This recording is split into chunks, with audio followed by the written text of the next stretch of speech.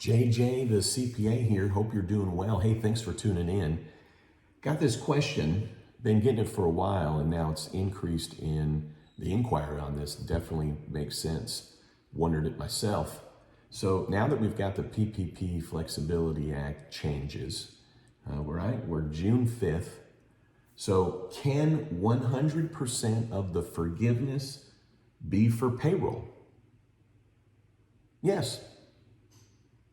So we do know that what we know right now, technically, the payroll could be 100% part of the forgiveness. It would be really unusual.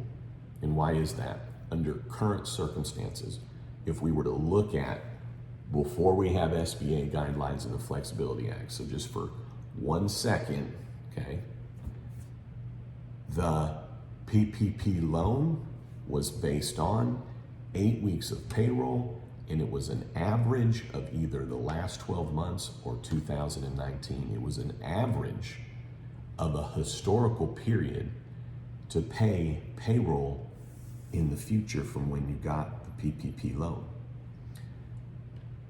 I don't know how you get 100% forgiveness. I know that then there's, could I pay people hazard pay? Could I pay people more? Yes. What if I paid the same employees a raise? And if you do the calculations, I don't know how that comes out, that all of a sudden just giving raises to everybody, it's going to give the forgiveness. And I'm talking right now based on the 8 weeks. So I have a different answer for you now. With the PPP Flexibility Act, it seems pretty easy that 100% forgiveness can be payroll. But if you're going to tune out right now, you're going to lose out.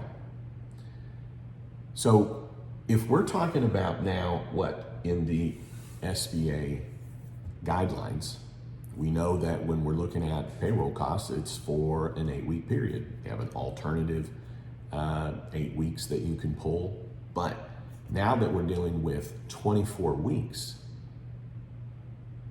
of payroll, right? So just think about this.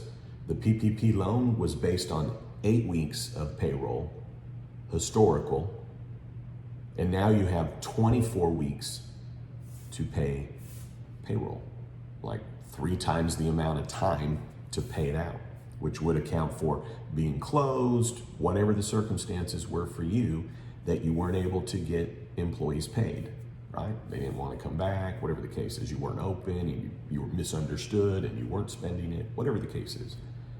You now have 24 weeks to spend it. But you can't just necessarily go with all payrolls treated the same for PPP purposes. Okay, and I know this is the part now where you're coming up with ideas in your mind of like, well, what about this, and what about this, and what about this? So I want to go back to what I said at the beginning of the video. Can 100% of forgiveness be used for payroll? Yes. So in the circumstances that you have, I can't guess on every single one of them, but in those circumstances of a yes, that would be in essence something like me, okay? So when I look at the payroll periods that I would have to look back at, okay? Well, the most important one for me to look at would be February 15th to April 26th. This is all both for 2020, okay?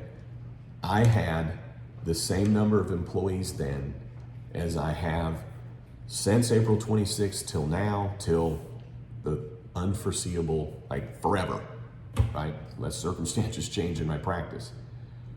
For me, I'm going to achieve 100% forgiveness unless we come across some additional SBA guidelines, which we will, okay? June 5th. We will be getting a new PPP loan forgiveness application. We will be getting new SBA guidelines. But as a projection based on what I know, what I believe the SBA is going to do, in a set of circumstances like me, I don't have salary reductions.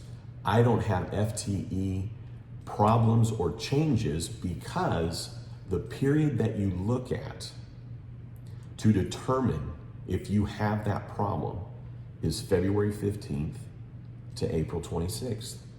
So if you have the same employees, same pay, maybe they got 50 cents more an hour, okay?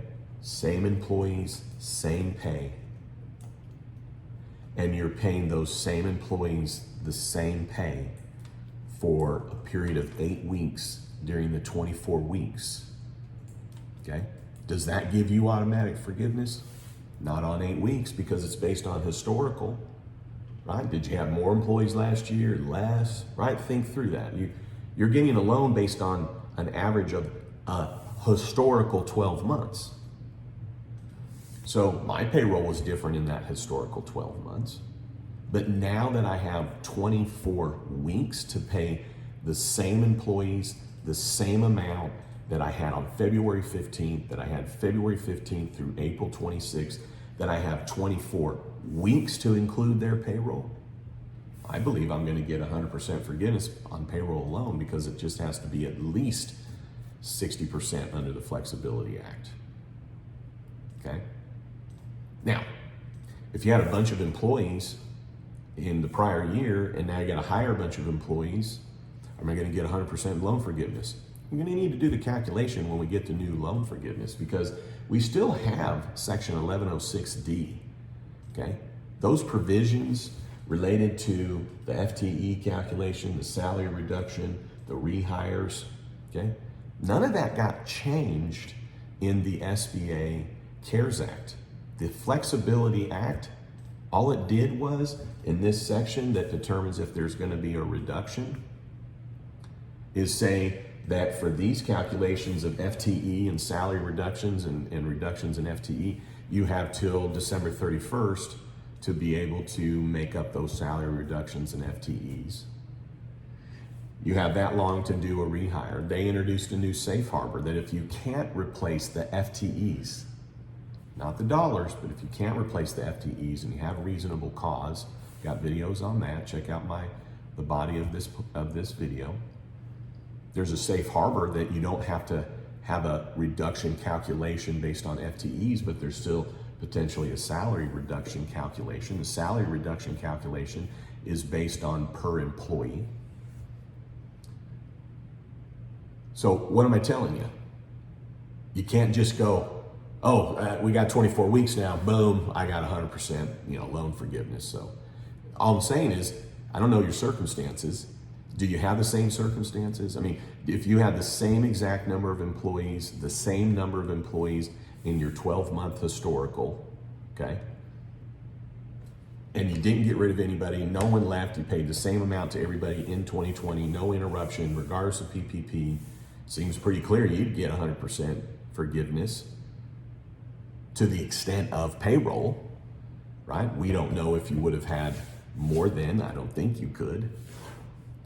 So there's just not, unfortunately, an easy answer. However, out of the Flexibility Act, once we get some SBA guidelines,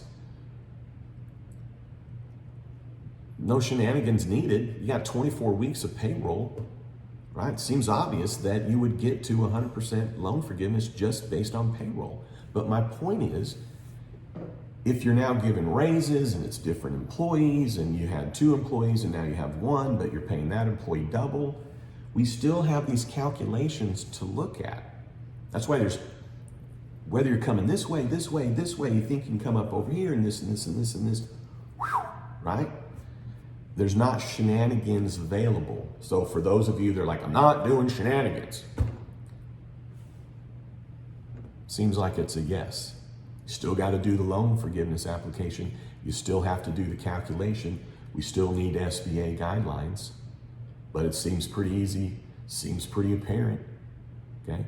But when I say that, I think I gave you enough of like, yeah, but it'd be kind of probably more these circumstances, right? Can't just be like, oh, well, I just fired everybody and then gave myself a big fat raise. And now I'm getting 100% because I had payroll, or I had 10 employees, now I have 5.